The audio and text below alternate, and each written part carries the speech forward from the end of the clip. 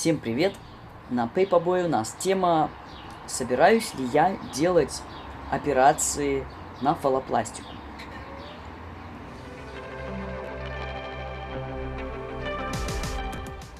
Прикольное совпадение. Дело в том, что я не смотрел, какая будет следующая тема на Paperboy, и как раз вчера сделал видео о том, какие бывают операции. Вот как раз собираюсь его обработать и поставить.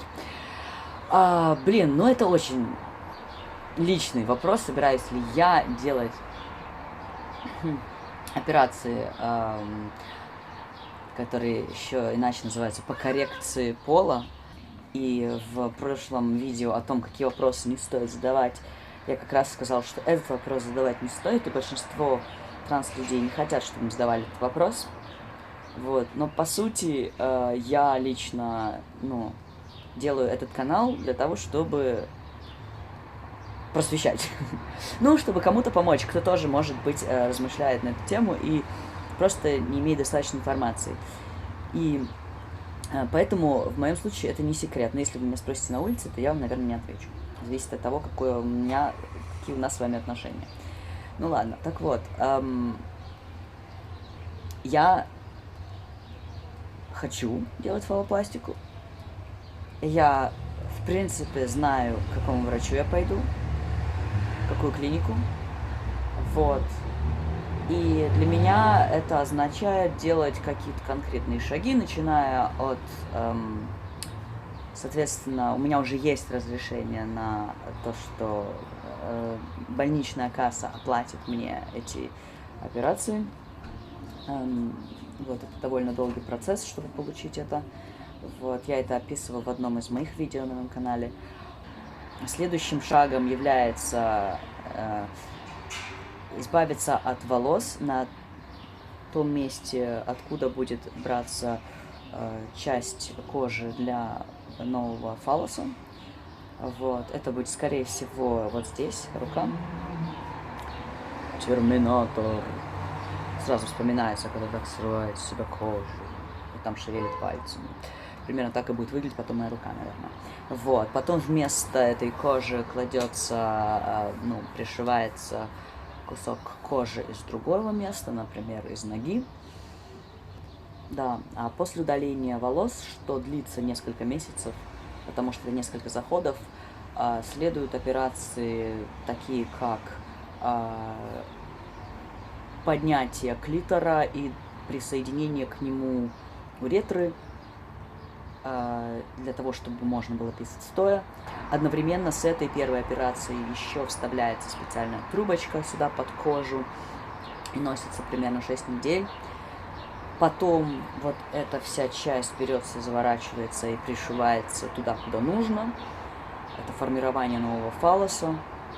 И та подготовительная операция, которая была, в которой был маленький, так сказать, маленький пенис, это клитор, соединенный с уретрой, соединяется в итоге вот к этому большому. Дальше есть несколько вариантов, куда девать клитор, внутрь, оставлять снаружи. В общем, это обсуждается с врачом.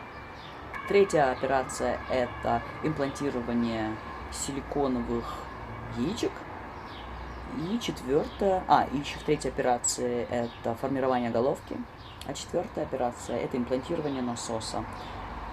Насосы бывают разные, бывают такие, у которых есть резервуар для жидкости, и этот резервуар вставляется вместо одного из силиконовых имплантантов. Да, вот краткое описание.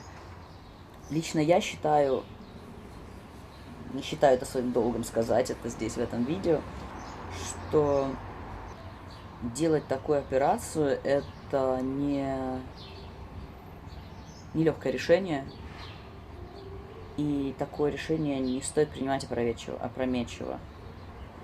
В общем, я считаю, что это такой же процесс, принятия такого решения может быть таким же процессом, как и процесс принятия решения вообще, стоит ли делать переход или не стоит, стоит ли начинать принимать гормоны, стоит ли, не знаю, все. Это очень сильно может поменять жизнь и меняет жизнь.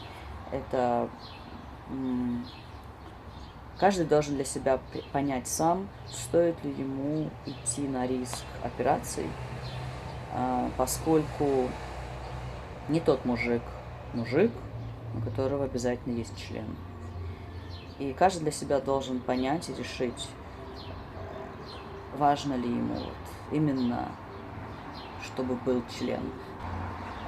Дело в том, что все эти операции, они очень сложны, и нет никаких гарантий, что вы будете правда писать стоя, что у вас будет правда замечательное чувство там при сексе, что форма и размер и все остальное будет нормальным, и у вас не будет еще больше каких-то комплексов, если вы пойдете там на нудистский пляж. А также всякие бывают осложнения, когда, не знаю, в худшем случае он отпадет, придется делать новый, если у вас не хватит на это нервов. Вот. А бывают случаи, что просто осложнения, проблемы с мочеиспусканием.